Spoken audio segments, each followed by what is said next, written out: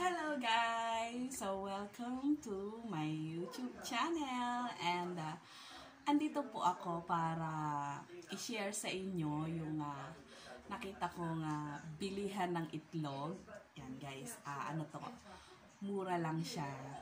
Diba ang itlog ngayon is 9 pesos ang isa sa tindahan. So nakakita ako ng mas murang itlog.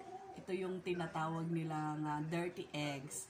Mas mura siya, sa farm siya kinukuha, and isang tray, ito siya guys, yan, dirty egg siya, merong konting mga stain, 30 pieces is 150 pesos, so lumalabas na 5 pesos lang ang isa, kaya bumili ako guys. Ito, yan o, may mga stain siya, ganyan, may mga stain siya, pero yan. Pero ang laki niya guys, sa 5 pesos. Wais nanay tayo ngayon, kaya kailangan natin magtipid. Kahit siya may stain, hindi naman natin kinakain yung balat. Kaya okay lang. At least diba nakatipid tayo. Halos doble ng presyo ang matitipid natin. 9 pesos. Ito lumalabas na 5 pesos lang siya. Tingnan nyo guys. Ang laki. Tapos may konting-konting stain. Ganyan.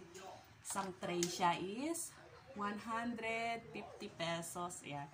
Isang linggo or 2 linggo na siguro namin itong pagkain, pambaon ng mga bata. Kaya sa inyo dyan guys, kung may mga nalalaman kayong ganyan na yung tindahan na kumukuha sa mismong farm, yan, o kaya magtanong-tanong kayo kung meron po ba kayong binibentang dirty eggs? Dirty eggs kasi ang tawag nila dito. Nagulat nga lang ako. Ngayon ko lang nalaman na may tawag palang dirty eggs. Hindi naman siya dirty guys. Pero malaki siya. Large size siya. Parang pang 10 pesos na nga ang laki niya eh. Yan. Shinare ko din to sa mga kakilala ko. Yan, meron na rin akong na-share na 2, nakananay ko sa school, and then pumili rin sila at natuwa din sila. Si Kamote, shinare ko din to kay Kamote. Ewan ko lang kung nakabili na si Kamote. Itinuro ko din sa kanya kung saan yung bilihan. As in, bagsakan talaga siya ng egg.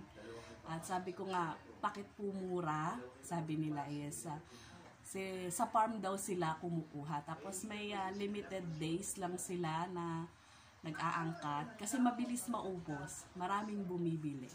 Yan guys, wais tips para sa mga nanay.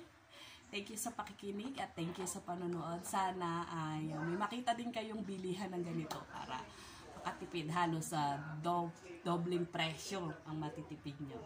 Thank you guys, bye bye.